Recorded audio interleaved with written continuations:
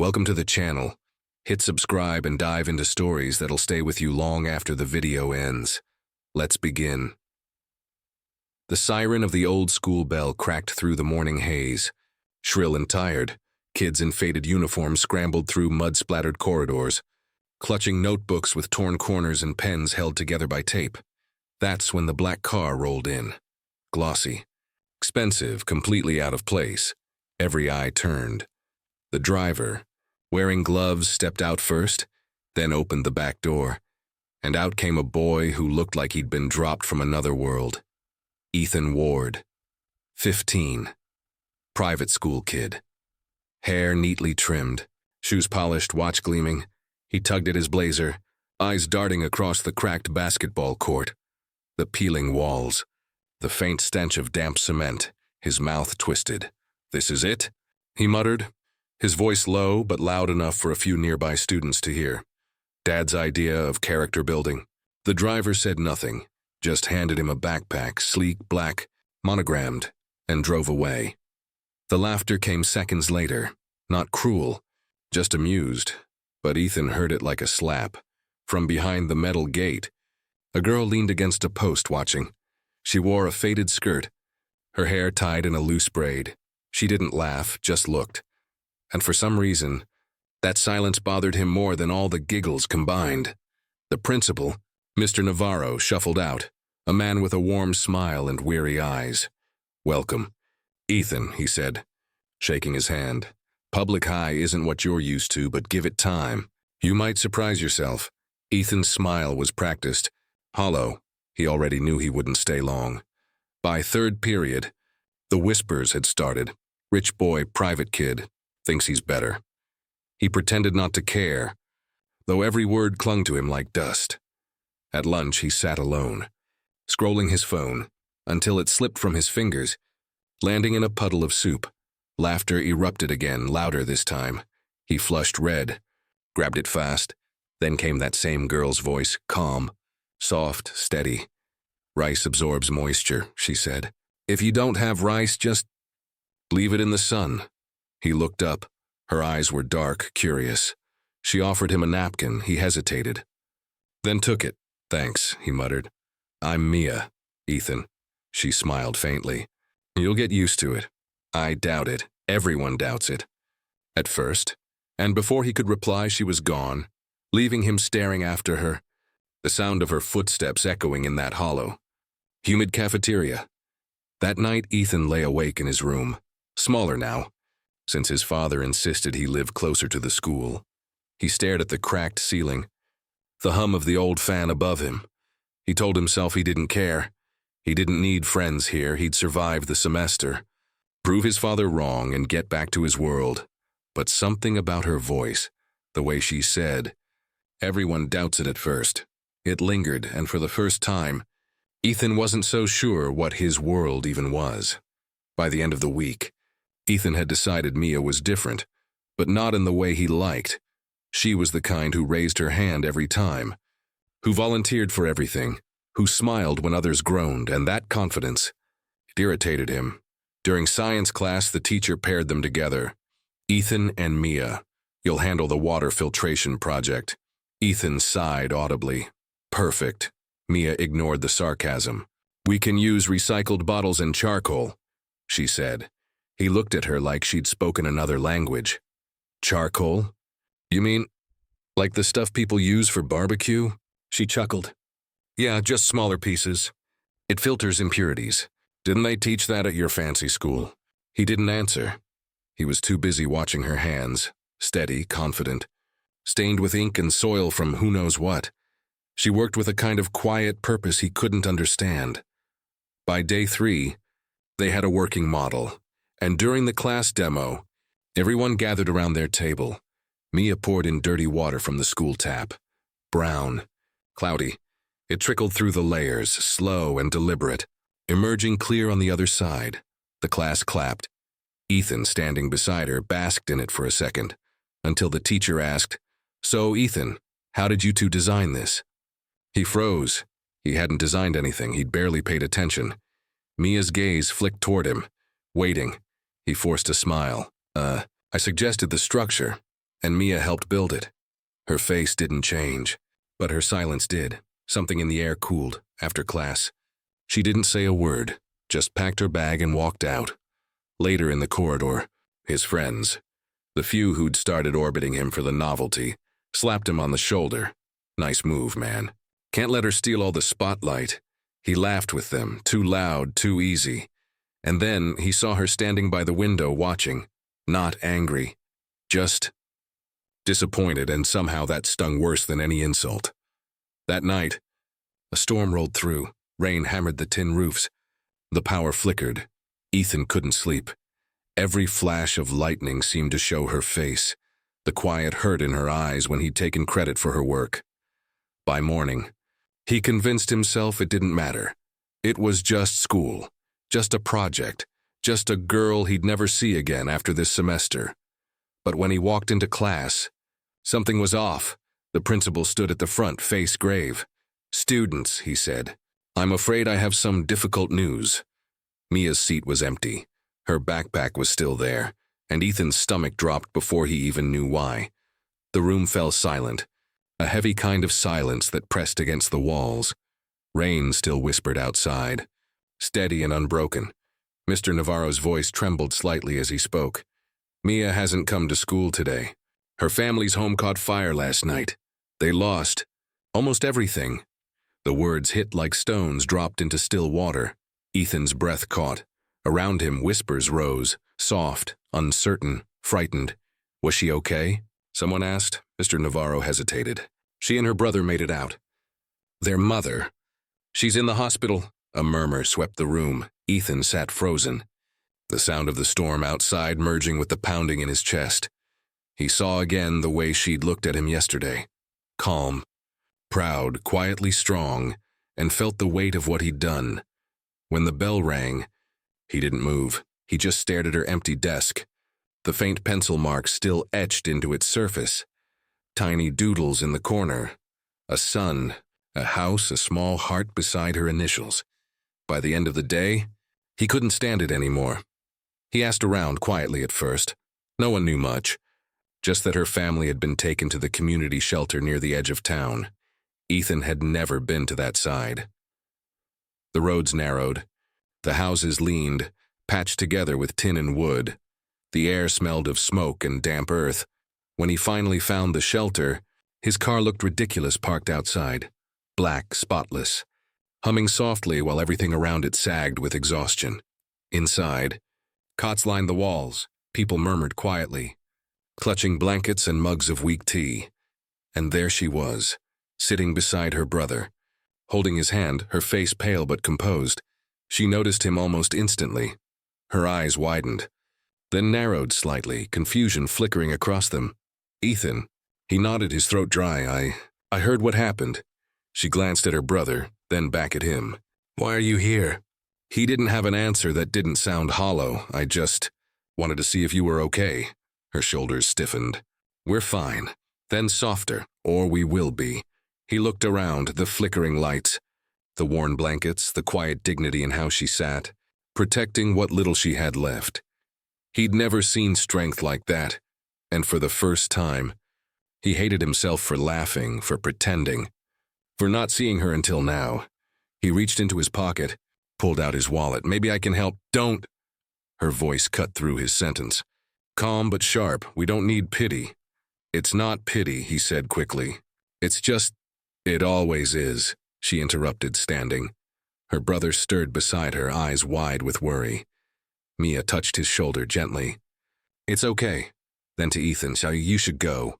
You don't belong here," he wanted to argue, to say something that might undo the damage, but she was already turning away.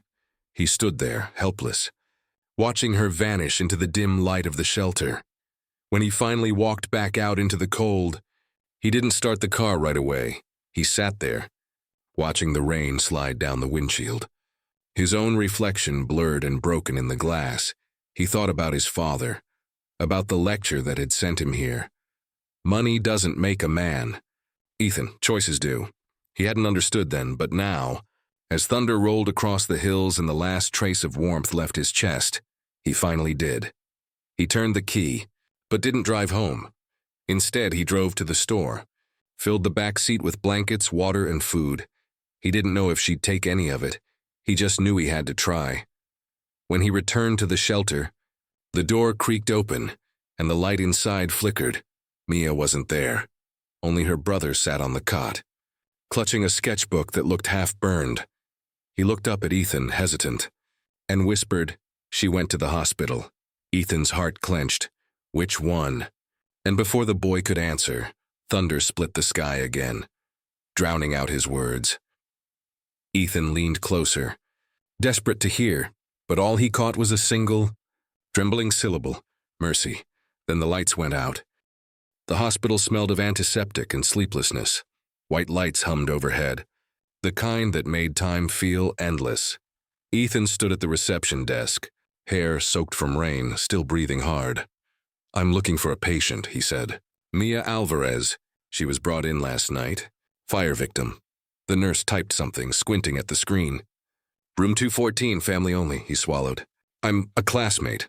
Her eyes softened slightly. "Make it quick, okay?" He nodded and hurried down the hall. Each step echoed steady and hollow, bouncing between pale green walls. He passed families slumped in plastic chairs, doctors murmuring in low voices, the steady pulse of heart monitors marking time. He couldn't slow down. Room 214 was dim. The curtain was half drawn. He hesitated, then stepped inside. Mia sat beside a bed, her mother's hand clasped in hers. The woman was pale, wrapped in gauze, breathing through an oxygen tube. Mia didn't turn when he entered. She just said, quietly, "You shouldn't be here." He closed the door softly behind him. "I had to come," she sighed, eyes fixed on her mother. "Why, to feel better about yourself?" He flinched. "No, because I needed to say I'm sorry." The clock on the wall ticked once, twice. Mia finally looked up, her eyes red, her voice steady but trembling underneath. "Sorry for what, Ethan? For laughing at the school? For taking credit for something you didn't build? Or for showing up now when it costs you nothing?" He didn't try to defend himself. He couldn't. She was right. Every word was a mirror. He stepped closer, lowering his voice. "I was stupid. I didn't understand what mattered." She turned away again, brushing her mother's hair gently back. Understanding doesn't erase what people remember. Ethan's gaze drifted to the bedside table, a melted photo frame, half-scorched, showing a younger Mia between her parents, smiling in front of the same school Ethan once mocked. He felt something twist inside him. "You built everything with nothing," he said quietly. "And I've had everything but built nothing at all." Mia's lip quivered. For a moment, her strength cracked, just enough for grief to slip through. She pressed her forehead against her mother's hand, whispering words he couldn't hear. The silence that followed was thick, fragile. Then, a small sound, the faintest movement. Her mother's fingers twitched. Mia froze, eyes widening. "Mom?" Ethan stepped back as nurses rushed in. Machines beeped faster. A flurry of voices filled the air. Someone called for a doctor. Mia stood there, shaking, tears cutting silent paths down her face. Ethan wanted to help, to do something, but he couldn't move. He just stood in the corner, watching everything blur together. White coats, flashing lights, the hum of chaos. When it finally quieted, the doctor turned to Mia, spoke gently, and left the room. Ethan couldn't hear what he said, but the way her body folded, slow, like a tree giving in to gravity, told him everything. She sank to the floor. The monitors went still, and for the first time, Ethan understood what loss sounded like. Not a scream, but a whisper that never ends. He knelt beside her. "Mia." She didn't answer. Her hands clutched her mother's blanket, trembling. After a long moment, she looked up at him, and there was no anger now. "Only exhaustion. You can go," she murmured. "Please." He opened his mouth, but nothing came out. He nodded once and walked out slowly, the hallway stretching endlessly ahead. Outside, dawn was breaking, soft gold spilling over the wet streets. Ethan leaned against the cold wall, breath shaky, eyes burning. For once, he didn't think about himself or his father, or what anyone expected of him. He just thought about her, about how someone who had so little could still carry the weight of the world with such grace. and how he, with all his privilege, had never carried anything real. He pulled out his phone and typed a message, then deleted it. Some things couldn't be fixed with words. As the city woke up around him, Ethan made a choice. He wouldn't just say sorry, he would prove it. But what he didn't know, what no one knew, was that Mia's life was about to get harder, and his, more tangled with hers than he could ever imagine. Because by nightfall, his father's company would make an announcement, one that would change both their worlds forever. By evening, the world outside seemed quieter, but inside Ethan everything roared. He hadn't gone home. He couldn't. He'd wandered the city instead, through narrow streets, past flickering neon signs and shuttered stores. When his phone finally buzzed, he almost ignored it. It was a message from his father. "Call me immediately," he hesitated, then dialed. "Ethan," his father's voice snapped through the line, clipped and cold. "Where have you been? Do you realize what's happening?" Ethan's voice came out hoarse. "Mia's mother, she didn't make it." There was silence, then a quiet sigh. "I'm sorry to hear that, but you need to listen. Our company's redevelopment project, it's expanding. That burned neighborhood, the one with those old shelters. We just acquired it this morning." Ethan's stomach dropped. "You're demolishing it? It's uninhabitable. We'll relocate everyone." He gripped the phone tighter. "You mean throw them out?" "Ethan," his father said, irritation sharpening his tone. "It's business. You wouldn't understand yet." Something inside him snapped. "No. Dad, I think I finally do." He hung up. The city lights blurred through the rain as he started running toward the shelter, toward the only place that suddenly felt real. When he arrived, people were already packing, boxes stacked, voices rising, confusion mixing with anger. And in the middle of it all, Mia stood with her brother, holding a single suitcase. Her face pale and empty, she saw him but didn't speak. He walked straight to her. "It's my father's company," he said, breathless. "The eviction, it's them. It's us." Her eyes darkened. "Of course it is. I didn't know. I swear I didn't know." Mia looked at him for a long moment. "You never know, Ethan. People like you never do until it's too late." He stepped closer. "Then let me fix it." She laughed softly, but there was no humor in it. "You can't fix everything with apologies and guilt." "Not with apologies," he said. "With action." The next morning, the world woke to a storm of headlines, a video, raw, shaky, taken from Ethan's phone and was spreading everywhere.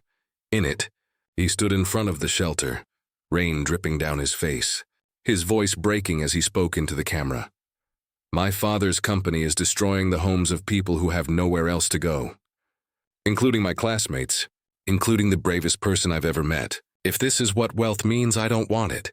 It went viral before noon. By evening, news crews crowded outside the company's glass towers, and somewhere in that chaos, his father's statement appeared online, clipped, legal, defensive. But beneath it, the public pressure grew. 2 days later, the project was halted. Ethan didn't take any credit. He didn't go back to his father's mansion either. Instead, he returned to the shelter grounds. Now quiet, safe for a little longer. He found Mia sitting under a tree, sketchbook on her lap. Her brother played nearby, chasing paper boats through puddles. She didn't look up as he approached. "You caused quite a storm," she said softly. He smiled faintly. "You told me everyone doubts it at first. Guess I finally believed in something."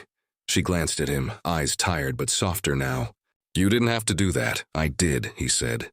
"Because I was wrong about what matters. And about you." For a moment, neither spoke. Wind rustled the leaves.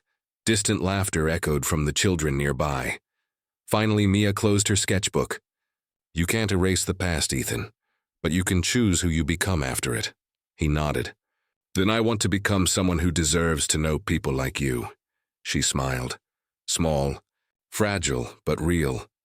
And for the first time since he arrived at that crumbling school, Ethan felt something anchor inside him.